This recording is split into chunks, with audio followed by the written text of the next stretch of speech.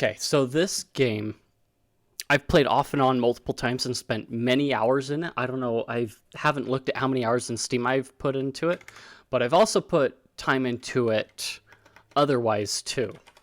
So the game, if I can spell it right, is Endless Sky. It's a free open source game, whatever. And it's basically like a sci-fi space exploration trading job quest thing. It does have a general story, which I've gotten like partway through for the most part. But other than that, most of the game is basically doing various missions, whether it be transport trade missions for like trade lines, passenger transport missions so that you can bring tourists to other planets, or it's escort missions, or you can even do piracy missions too, like smuggling from pirate planets into or pirate systems into other places. So you've got a whole slew of options that you can build off of. So for the most part, so you've got combat in it, and that's what this UI over here is. So you've got your shields, your whole strength, and everything else. And then you've got like your engine capacity, and that kind of gives you an idea of how many jumps you can make. Then you've got like your energy, and then your temperature, of course, because you've got to keep track of all those things. And then you've got all the ships in your fleet as well down here, and they will follow you everywhere if you're not going too fast. It's generally pretty good at keeping everything synced up so that you leave at the same time, and then you can see like a map here of the system you're in. Gives you an idea of what planets you can land on, and if there are any, it'll tell you up here as well when you don't have a destination set. So we can so the interface for the most part is actually pretty good. You've got different options depending on the planet that you're on. You can go to the spaceport, get some what is it? Gossip, which is that thing that pops up right there, and sometimes even a mission that you may not see on the job board.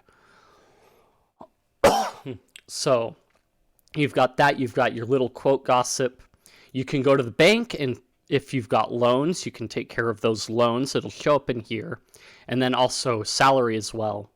So you can pay more into your loan than your normal payment that you would give, and it kind of keeps track of all your financials, which you can see the credits that you have up here.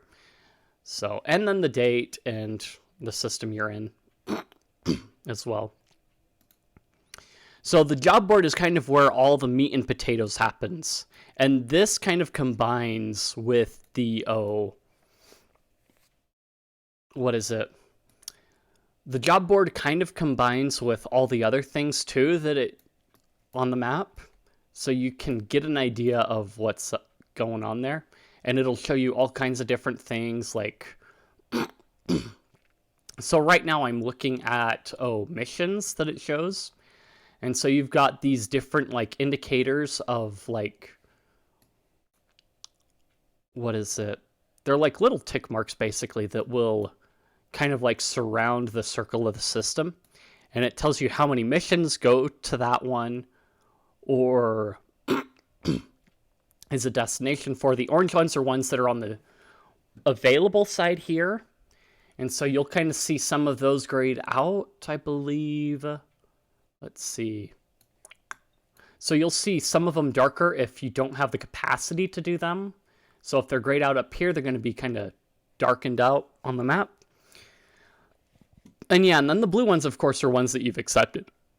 So you can go and take care of those. You can click them. It'll show you where you want to go. And it'll actually set in your navigation system that planet, that system as the destination. So if transporting miners or a delivery to Hephaestus, I would go through here and I could actually land here on the way while going up to here. Then I could go and reroute everything. So this also doubles as your map. So if you look here, We can have the find function, which I haven't used too much. And then this gives you your ports panel. So it tells you where spaceports are in it. And it actually shows you, kind of the affiliation that each has too. So if I click here, you can see that they're friendly to me. They do have an outfitter. I believe not quite a shipyard. So if I were to click there, yeah. Yes. Yeah, see. Yeah, no shipyard. But if I go back to the ports, where was it? So here it shows you the faction it belongs to. So this belongs to the Free Worlds. It's a Free World system. That's a pirate system. That's a Republic system. Again, a Republic system here. Then you've got your, who is it? Syndicate. And let's see. All the way up here are the Quarg. And then you've got the High. So you've got a whole bunch of factions that, and it shows you the planets in those systems if you've been there already. So, and sometimes you run into areas where there are no planets at all or colonies to speak of. So you do have to account for fuel because you don't want to get stuck in an area that either has no one in it or is unfriendly to you. Because the last thing you want to do is be a sitting duck and then have pirates show up on your tail. And now all the loot, all the stuff that you were delivering has now been looted from your cargo holds. So this is a very effective way to kind of plan out your route because you can see where everything's at, and then you can plan out, okay, and it'll show you, if I go back to the missions, it'll actually show you a due date, basically. Let's see, where was it? Depending on what it is. So I don't have any with that, a due date on it. So there are certain deliveries, like rush deliveries, that need to be done by a certain date. And those will show up, and those usually blink once you accept them. And the closer you get to that date, the faster it will blink. And if you don't make it by that date, make landing by that date, then you basically miss the whole thing. And your cargo, in essence, gets jettisoned. So that's something to look out for and be careful with.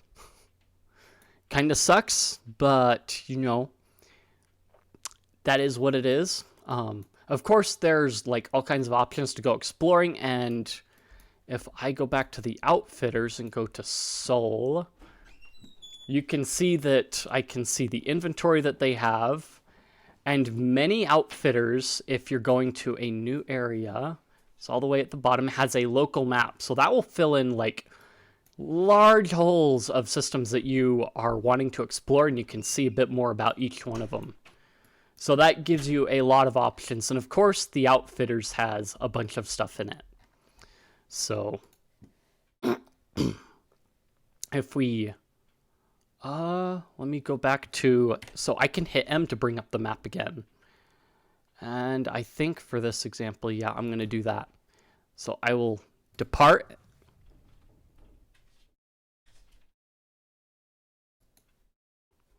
And then I will hit J to jump. And then you see that our ships kind of fall into line as we go. And then I can hit L to interrupt the next jump, because it will jump from system to system automatically, and we will land. So as you can see, we've got the outfitters over here. For some reason, it's giving me the tutorial again, but I don't know why.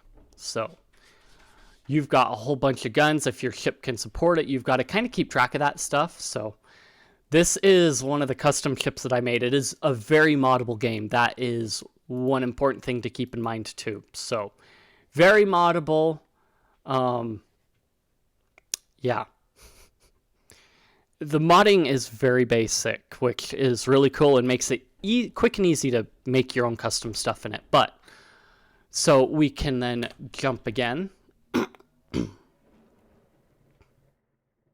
and we have no things here. And so as you can see, it automatically does the jump. So I can actually interrupt it by hitting the arrow keys and wait for everyone to show up. And then we can land. And each planet is slightly different. It's going to have a description of what it is, and some of them are pretty cool to read through, like the background of the planet, and they do get all these images from Getty Images, so that is something too. So if we depart again and we jump. So this is our final destination. We can land on Mars, Luna, Earth.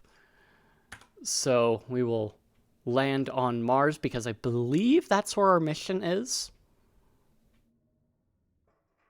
Yeah. Okay. And then the job board. We do not have any more there, it looks like. But we can, so if we depart Mars, so the basic way to navigate is to kind of use the arrow keys. It's kind of tank controls like in your classic PlayStation games. That's okay. We can click on the planet that we want and then go through there.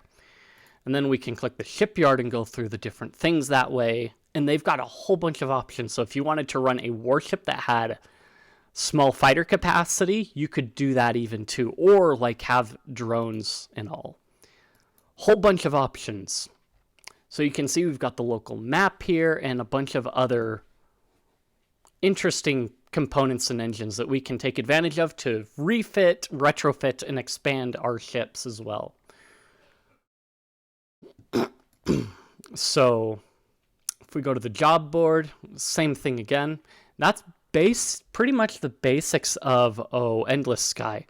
Like I said, it's for the trading portion. It's pretty calm and quiet for the most part, but yeah, it can get pretty hectic. So we can jump out. Maybe we'll run into some trouble on the way.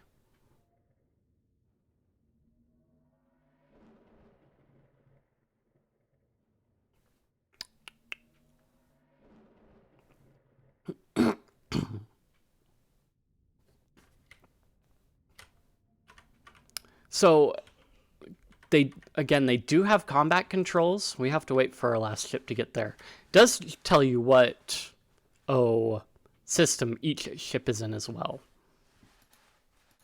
Okay. So if we escape, we can go into preferences. And so here's where you can mess with your controls. Again, land, planet, hyperspace jump, fire afterburner.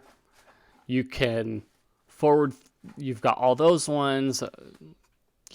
Some of the basic ones are pretty common controls anyway. I went over the map one. I mentioned the map one. And then you've got your different fleet orders, of course, as it mentioned when I first opened up and departed the planet. And then you've got your targeting. So this kind of helps you determine like, okay, so I want to... So selecting the nearest hostile basically targets some of your like, turrets to target that. So you can fire your laser turrets at it. Then you've got like your next ship overall, which is like, any ship in the system. Then you've got your talk to selected ship, and this is what you'll bring up. So if you run out of fuel, you select a ship, you'll press T to talk and ask for help. And then you can board a ship if you're doing piracy to steal stuff, and then scan ships if you've got the equipment too. Your weaponry you've got a fair selection of weaponry. So you can select your weapons, fire your weapons, and then cloaking as well. I did play this to the point where, I think I first played it just after getting my Steam controller, or a little bit after. And I had created a whole Steam controller layout for the game as well, so it worked pretty well with it. And then when I got the Steam Deck, I of course installed it onto there because why not? And with the touch screen, it does make it a bit easier than using the controller the whole time. So I may go over modding later on, but like Endless Sky is a game with a bunch of options and possibilities. I highly recommend it. It's free. What do you have to lose? It is open source, written in C, and they do pretty regularly come out with updates, and it is available on Steam as well. So if you're not sure, you can install it through Steam and then uninstall it that way. Or it might very well be in your favorite package manager if you just search for it.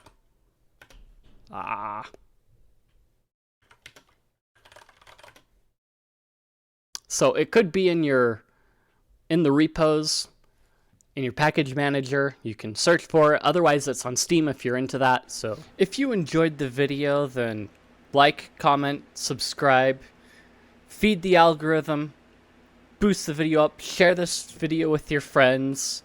If you found it informative or you just want to chat, I've got plenty of places in the description, Discord, Guilded, and what have you. Check those out, and I will see you guys in the next one.